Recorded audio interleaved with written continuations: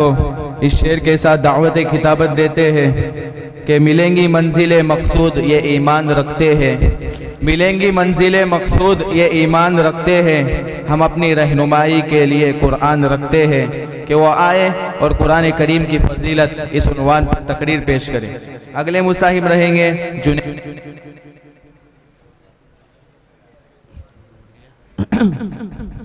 عدنان کے لیے عربی سوم کی طرف سے ایک خوبصورت سا تحفہ آیا ہوا ہے، وہ آئے اور وصول کریں۔ السلام علیکم ورحمۃ اللہ وبرکاتہ۔ الحمد للہ کفا والصلاة والسلام على سید الرسل وخاتم الانبیاء وعلى آلہ واصحابہ الاصفیاء والاتقیاء وأزواجه وأتباعه وبارك وسلم تسليما كثيرا كثيرا، أما بعد، فقد قال الله تعالى في القرآن المجيد والفرقان الحميد: أعوذ بالله من الشيطان الرجيم، بسم الله الرحمن الرحيم، ذلك الكتاب لا ريب فيه. وقال الله تعالى: إنا نحن نزلنا الذكر وإنا له لحافظون. وقال رسول الله صلى الله عليه وسلم: خيركم من تعلم القرآن وعلمه، أو كما قال عليه الصلاة والسلام۔ الہی رونق اسلام کے سامان پیدا کر، الہی رونق اسلام کے سامان پیدا کر، دلوں میں مومنوں کے الفت قرآن پیدا کر۔ آج اس محفل میں میرا موضوع سخن دنیا کی سب سے پاکیزہ کتاب کلام اللہ ہے۔ ہمیں چڑھتے سورج کی طرح یقین ہے کہ اس کا ایک ایک حرف سچا اور صادق ہے، جس کے بارے میں اللہ تعالیٰ کا ارشاد ہے: ذالک الکتاب لا ریب فیہ، یہ وہ کتاب ہے جس کے بارے میں کوئی شک و شبہ نہیں، جس کے بارے میں محسن انسانیت صلی اللہ علیہ وسلم نے فرمایا: خیرکم من تعلم القرآن وعلمہ، تم میں سے سب سے بہتر شخص وہ ہے جو قرآن کو سیکھے اور سکھائے۔ برادران محترم، دنیا میں جتنے بھی نبی آئے ان کو کوئی نہ کوئی ایسا معجزہ دیا گیا جو اس زمانے کے مطابق ہو۔ الغرض حضرت موسیٰ علیہ السلام کے دور میں جادو کا زور تھا، حضرت موسیٰ علیہ السلام کو ایک ایسا عصا دیا گیا جو سانپ بن جاتا تھا۔ حضرت عیسیٰ علیہ السلام کے دور میں طبیب کا دور تھا، حضرت عیسیٰ علیہ السلام کو کچھ ایسے معجزے دیے گئے جو طب سے مطابق تھے۔ حضرت محمد صلی اللہ علیہ وسلم کے دور میں شعر و شاعری کا دور تھا۔ عرب کے لوگ اپنے شاعری پہ بہت عروج پہ تھے، لیکن ان کا یہ کہنا تھا کہ ہم عربی ہے، ہمارے علاوہ جو ہے سب عجمی ہے۔ اسی کے مطابق خدا نے بھی قرآن اتارا جو اسی کے مطابق تھا۔ قرآن نے اپنے مقابل کو 3 چیلنج کیے۔ پہلا چیلنج: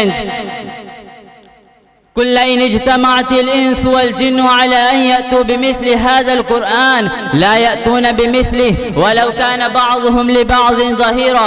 پہلا چیلنج پوری انسانیت اور جناتوں کو پہلا چیلنج خدا نے کیا، تم اس قرآن جیسی مثال پیش کرو۔ دوسرا چیلنج کیا: فأتوا بعشر سور مثلی، تم اس قرآن جیسی 10 صورتیں پیش کرو۔ پھر تیسرا چیلنج کرا: فأتوا بسورة من مثلی، تم ایک قرآن کے جیسی ایک صورت پیش کرو۔ لیکن عرب کے قوم اس سے عاجز و ناصر رہ گئے، جب عاجز و قاصر رہ گئے۔ امراء القیس جیسا بھی بڑا شاعر کچھ نہیں کر سکا۔ یہی وہ قرآن ہے جو رہتی دنیا تک کے لیے ہدایت و رحمت ہے۔ یہی وہ قرآن ہے جس نے رسول اللہ صلی اللہ علیہ وسلم کی رسالت کا اعزاز بخشا۔ یہی وہ قرآن ہے جس نے پس مردہ دلوں کو تازگی بخشی۔ یہی وہ قرآن ہے جس کے ذریعے سے حضرت عمر فاروق رضی اللہ عنہ کو اسلام نصیب ہوا۔ یہی وہ قرآن ہے جس کے ذریعے سے محبوب حقیقی کی رضا نصیب ہوتی ہے۔ یہی وہ قرآن ہے جس نے ضلالت و گمراہی کی پھنسی ہوئی دلدل میں انسانوں کو رشد و ہدایت کا پیغام سنایا۔ یہی وہ قرآن ہے جس کے بارے میں خدا نے اپنا فیصلہ سنایا: انا نحن نزلنا الذکر وانا له لحافظون، ہم نے اس قرآن کو نازل کیا ہے اور ہم اس کی حفاظت کریں گے۔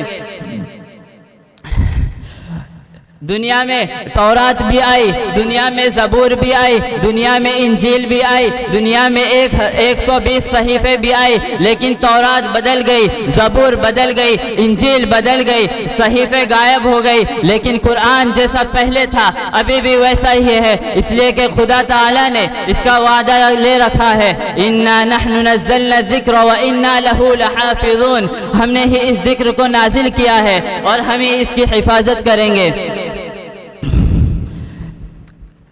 ये कुरान दुनिया की सब किताबों में बेहतर है, क्यों ना हो, जिसका उतारने वाला भी अमीन, जिसके ज़रिए उतारा गया वो भी अमीन, जिस ज़ात पर उतारा गया वो भी अमीन, जिस महीने में उतारा गया वो भी अमीन, जिस रात में उतारा गया वो तमाम रातों से अफसल, जिस नबी पर उतारा गया वो भी अमीन।